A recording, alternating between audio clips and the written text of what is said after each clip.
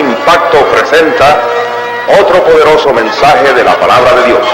Predica el reverendo Luis M. Ortiz.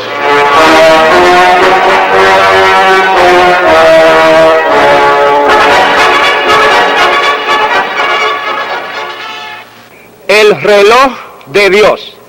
El hombre comenzó a contar el tiempo desde su creación. El modo de medir el tiempo era directamente por medio del sol. Dice en Génesis 1:14 como sigue: haya lumbreras en la expansión de los cielos para separar el día de la noche, y sirvan de señales para las estaciones, para días y años. Más tarde surgieron otras maneras de medir el tiempo, a lo que se llamó reloj. El reloj de flora, el reloj de agua, el reloj de arena, el reloj de sol, el reloj de péndulo, el reloj eléctrico, y hoy día tenemos hasta reloj atómico. Hay relojes que además de marcar la hora, también indican si es antemeridiano o pasado meridiano. Señalan el día de la semana, la fecha del mes, indican la temperatura, son radiotransmisores. Si el hombre quiere ser exacto en esto de medir el tiempo, mucho más lo es Dios. Dios trabaja con una exactitud cronométrica que el hombre jamás podrá igualar. En Job 24:1 leemos: no son ocultos los tiempos al Todopoderoso. En Hechos 1:7 dice: los tiempos o las sazones el Padre puso en su sola potestad. En Gálatas 4:4 expresa: pero cuando vino el cumplimiento del tiempo, Dios envió a su Hijo. En Mateo 24:36 declara: pero del día y la hora nadie sabe, sino solo mi Padre. En Primera de Pedro 4:7 afirma: el fin de todas las cosas se acerca. Estos versículos leídos demuestran que Dios es conocedor absoluto del pasado, del presente y del futuro, que los tiempos y las edades Él las puso bajo su sola potestad y dominio, que cuando llegó el cumplimiento del tiempo, Él envió a su Hijo Jesucristo a redimir al hombre, que del día y de la hora de la segunda venida de Cristo al mundo nadie sabe, solamente Él, que el fin de todas las cosas se acerca y que no habrá demora en el cumplimiento de los eventos proféticos. Esto es, Dios lleva su programa redentivo y profético bien cronometrado. Dios no trabaja a la aventura, todo es a su tiempo. Dios tiene su reloj y las cosas van sucediendo de acuerdo al programa, al tiempo y al reloj de Dios. Nuestro reloj tiene 12 números, del 1 al 12, que marcan las 12 horas antemeridiano y las 12 horas pasado el meridiano. Esto es las 24 horas del día. Tiene horario, minutero, secundario y otros aditamentos, como ya hemos dicho.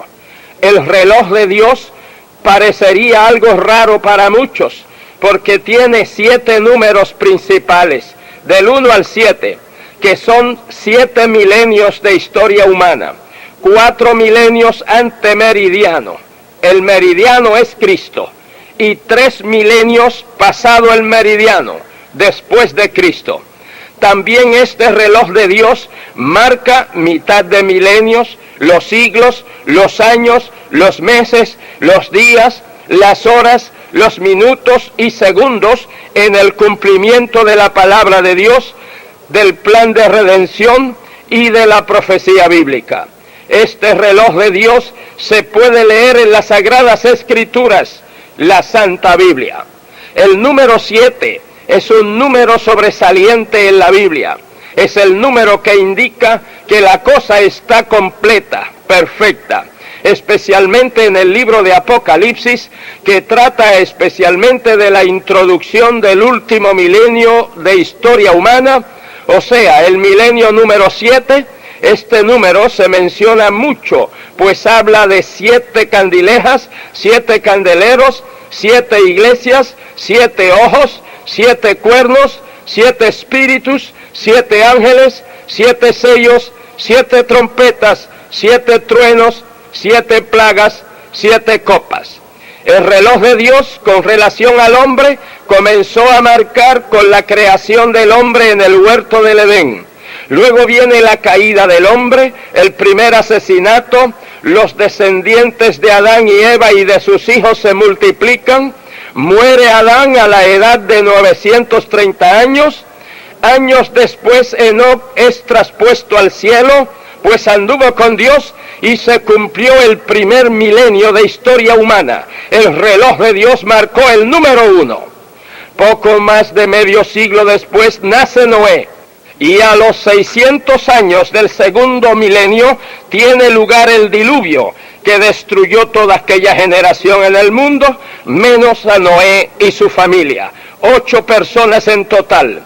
De los hijos de Noé, Sem, Cam y Jafet, surgieron todas las naciones y razas que siguieron poblando la tierra.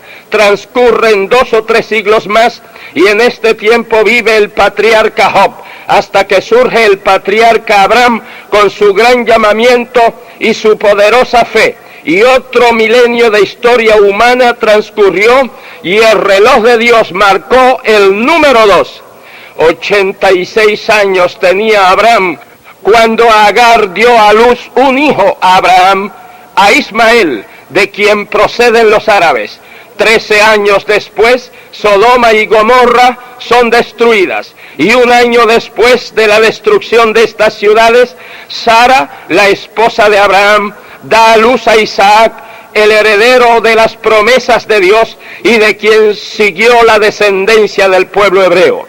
De Isaac nace Jacob y de Jacob los 12 patriarcas de las tribus de Israel, quienes descendieron a Egipto y donde permanecieron 400 años en esclavitud, de donde Dios los liberta milagrosamente usando a Moisés y transcurre medio milenio. El pueblo se establece en Canaán bajo el mando de Josué y después de este con el gobierno de los jueces hasta que surge la monarquía y asciende al trono el más grande de los reyes de Israel, el rey David, y otro milenio de historia se cumple y el reloj de Dios marcó el número 3.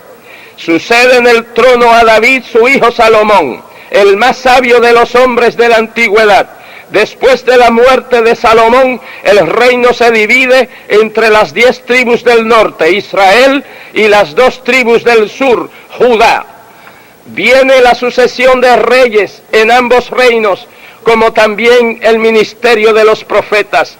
Israel es llevado cautivo a Asiria y más tarde Judá es llevada cautiva a Babilonia. Y la ciudad y el templo de Jerusalén son destruidos. 70 años dura el cautiverio de los judíos en Babilonia, después de lo cual regresan a Judá y Jerusalén. Y comienza el largo proceso de reconstrucción de la ciudad y el templo, bajo el liderato de Nehemías y el sacerdocio bajo la dirección de Esdras. En este tiempo Ester es hecha reina de Persia y liberta al pueblo hebreo de una masacre en masa.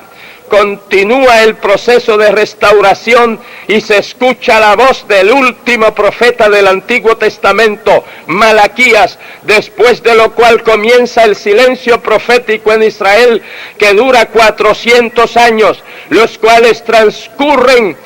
Y cuando vino el cumplimiento del tiempo, nació nuestro Señor Jesucristo, y otro milenio de historia transcurrió, y el reloj de Dios marcó el número 4. Juan el Bautista, como precursor, introduce a Cristo en su gran obra redentora. He aquí el Cordero de Dios que quita el pecado del mundo. El Señor predica, enseña, sana, obra milagros, es crucificado, derrama su sangre preciosa, es sepultado, resucita, asciende al cielo y envía al Espíritu Santo. Y la iglesia cristiana evangélica tiene su inicio y fundación en el día de Pentecostés, en la ciudad de Jerusalén, con el derramamiento del Espíritu Santo.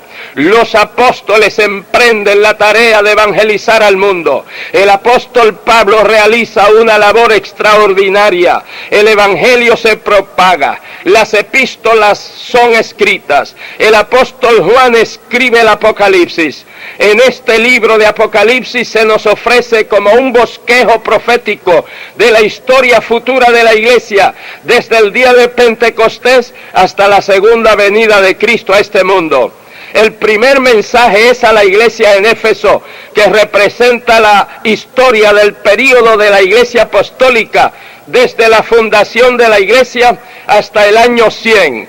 La palabra Éfeso significa deseable, y deseable era esta iglesia en su fidelidad y en su trabajo misionero, aunque al final de este período comenzó a perder su primer amor.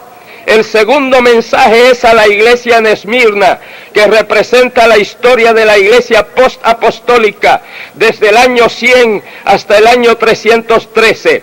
La palabra Esmirna se deriva de la palabra mirra, que significa amargura, y ya la amargura de las grandes persecuciones imperiales habían comenzado. En Esmirna era pastor u obispo el insigne Policarpo, que fue instado a maldecir el nombre de Jesucristo, a lo que respondió: 86 años le he servido y todo lo que me ha hecho es bien. ¿Cómo podría yo maldecirle, mi Señor y Salvador? Fue quemado vivo en la hoguera en el año 155. Estas persecuciones sacudían a la iglesia y separaban la cizaña del trigo. La sangre de los mártires siempre ha sido la semilla que ha hecho crecer más y más a la iglesia. El tercer mensaje es a la iglesia en Pérgamo, que representa la historia de la iglesia desde el año 313 hasta el año 590. La palabra Pérgamo significa enlace, matrimonio. Ante la apreciación del mundo, la iglesia salió de las oscuras catacumbas para ascender al brillo del trono imperial. Ante la apreciación de Dios, abandonó el esplendor del trono de la gloria de Dios para descender a las tenebrosas catacumbas y laberintos espirituales y morales del favor mundanal y político. En el período anterior, Satanás no pudo erradicar la fe en Cristo por medio del martirio, pero en este se esfuerza por lograrlo por medio del prestigio. Por causa de la protección imperial y política, los pastores u obispos cristianos en la ciudad de Roma iban ganando influencia y ejerciendo poder y autoridad más allá de Roma. León fue pastor del 430 al 461, y luego Gregorio, que fue pastor u obispo del 590 al 604, quien era muy capaz y a la vez muy sagaz, fue quien realmente desarrolló el papado en la iglesia.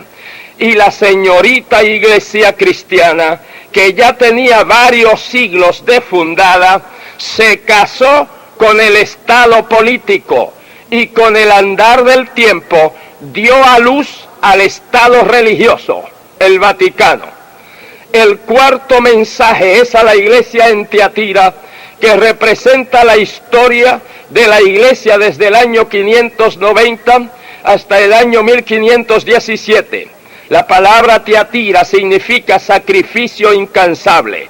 Fue en este periodo que se sustituyó el sacrificio único y eficaz de nuestro Señor Jesucristo por el sacrificio incansable, continuo e ineficaz de la misa. En el mensaje a Tiatira, el Señor asume su más elevado título y autoridad, Hijo de Dios, porque su autoridad divina en la iglesia había sido suplantada por la autoridad jerárquica y eclesiástica y política. La iglesia se corrompió, la cizaña ahogó al trigo, el oscurantismo prevaleció. Ya no se evangelizaba y se conquistaban las almas para Cristo con la palabra y el amor, sino que se cristianizaba y se conquistaban territorios con la espada y con el terror. De ahí las guerras de las cruzadas. Y bajo esa triste condición, otro milenio transcurrió y el reloj de Dios marcó el número 5. Esta condición nauseabunda continuó en la iglesia por medio milenio más, pero Dios en este tiempo comenzó a levantar voces que denunciaban sin vacilaciones la corrupción de la iglesia, como Juan Hus en los países eslavos, que fue quemado vivo en Constanza en 1415, como Wycliffe en Inglaterra, que murió en el 1380, y Savonarola en Florencia, Italia, que fue martirizado en el 1498, pero no murió la causa con sus mártires. El quinto mensaje es a la iglesia en Sardis, que representa la historia de la iglesia desde el año 1517 hasta el año 1750. La palabra Sardis viene de una palabra hebrea que significa remanente. En este tiempo fue que tuvo lugar la reforma de la iglesia bajo Martín Lutero y otros, un remanente que comprendieron que somos salvos por la fe en Cristo Jesús.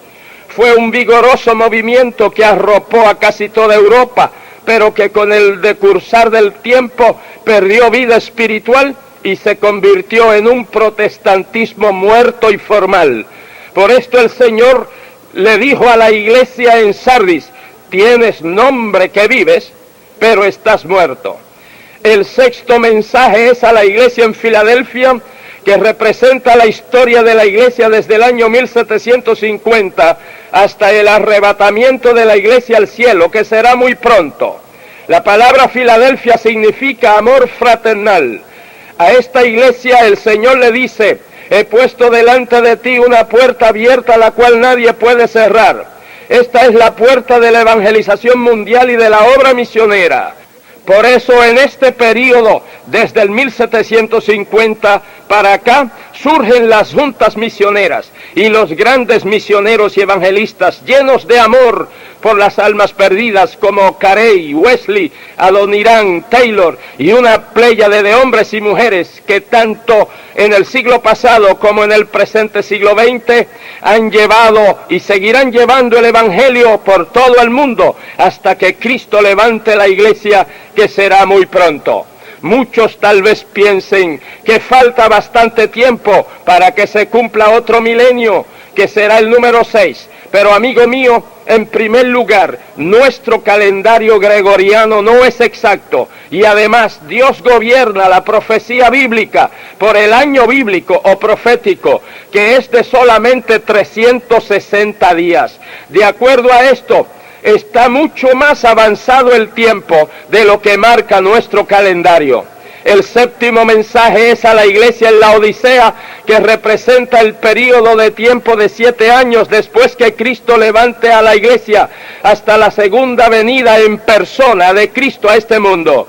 En este mensaje a esta iglesia, Cristo aparece afuera llamando, pero no se le da entrada. Y durante este tiempo, después que la verdadera iglesia de Cristo, compuesta por todos los redimidos con su sangre, que estén viviendo santamente, sea levantada al cielo, aquí y durante la gran tribulación, bajo el gobierno de terror del anticristo que durará 7 años, se organizará una super iglesia del Estado, ecuménica y apóstata, cuya cabeza será el falso profeta, y a la cual Cristo le dice: te vomitaré de mi boca.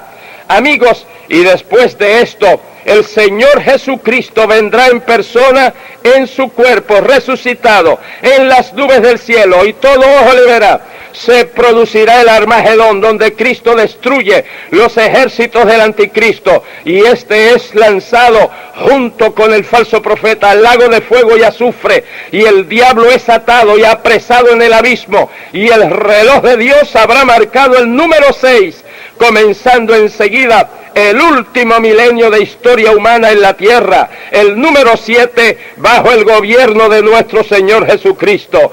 6.000 años de historia humana llena de fracasos, de luchas, de guerras, de crímenes, de violencia, serán culminados por un milenio de paz, de dicha, felicidad, prosperidad, longevidad, bendición bajo el gobierno de nuestro Señor Jesucristo. Amigo, el tiempo no se detiene, el reloj de Dios de ninguna manera se detiene. ¿Está usted preparado para encontrarse con Dios? Usted no puede presentarse solo, tiene que presentarse con el único abogado que postula en el tribunal del cielo, nuestro Señor Jesucristo. Aproveche el tiempo, aproveche los minutos en el reloj de Dios, pues mañana puede ser fatalmente tarde para usted. Levante su mano delante del Señor en señal de que acepta a Jesucristo como su gran Salvador. Él le salva, le sana, le liberta, le bendice. Oremos. Padre Santo, te suplico que mires estas almas que vienen a ti. Oh Dios, sálvales, perdónales, libértales, bendíceles. Señor, sana a cada enfermo en este mismo instante. En el nombre de Jesús nuestro Señor. Amén.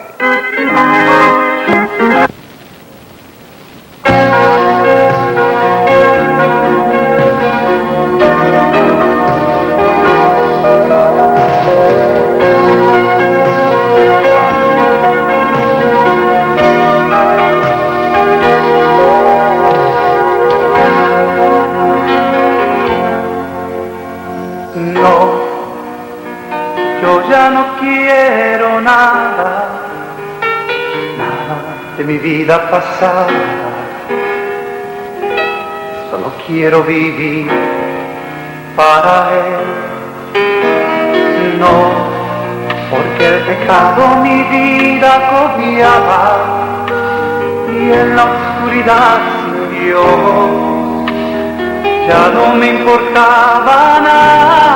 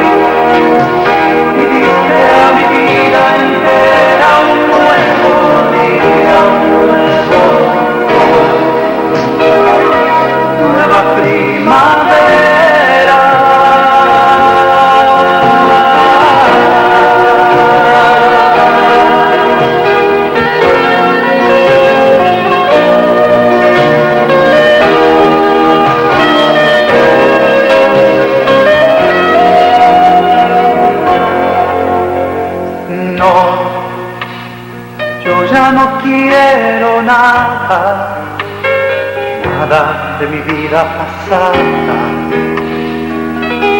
solo quiero vivir para Él. No, porque el pecado mi vida copiaba y en la oscuridad Dios ya no me importaba nada.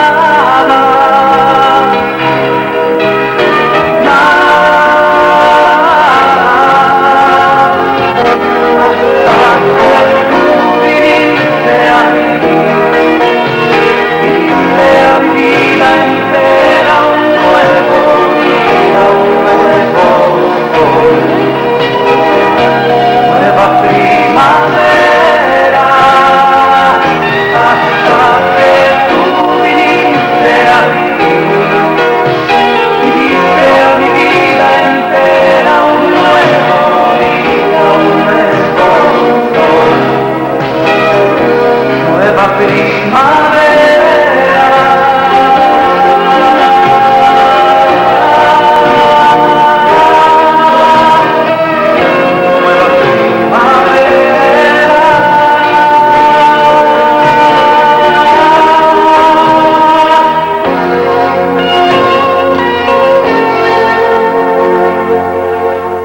nueva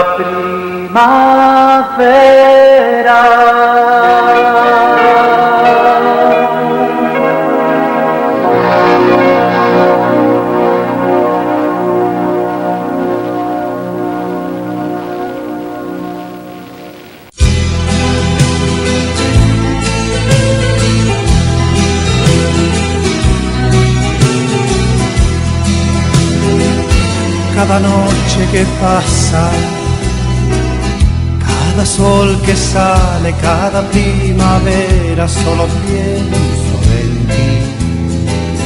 Pienso en tu grandeza, cómo es que viniste y por mí moriste en la cruenta cruz.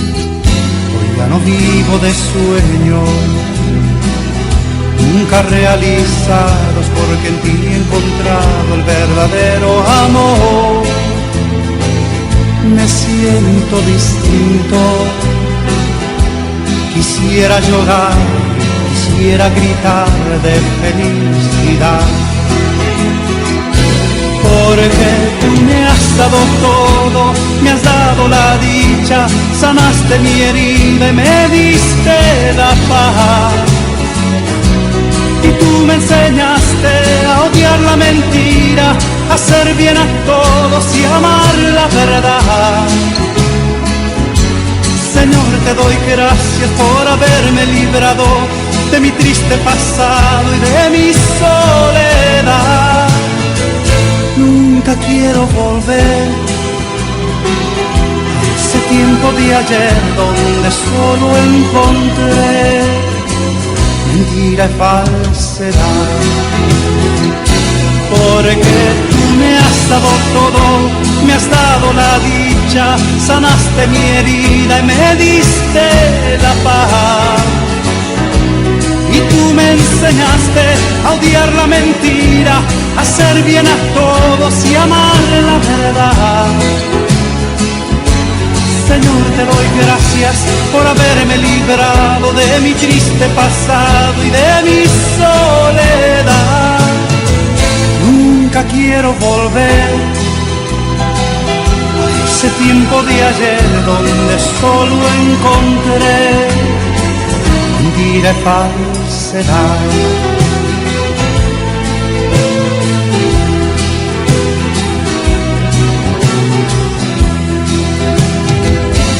Ya no vivo de sueños nunca realizados, porque en ti he encontrado el verdadero amor. Me siento distinto, quisiera llorar, quisiera gritar de felicidad, porque tú me has dado todo, me has dado la dicha, sanaste mi herida y me diste la paz. Y tú me enseñaste a odiar la mentira, a hacer bien a todos y amar la verdad. Señor, te doy gracias por haberme librado de mi triste pasado y de mi soledad. Nunca quiero volver a ese tiempo de ayer donde solo encontré mentira y falsedad,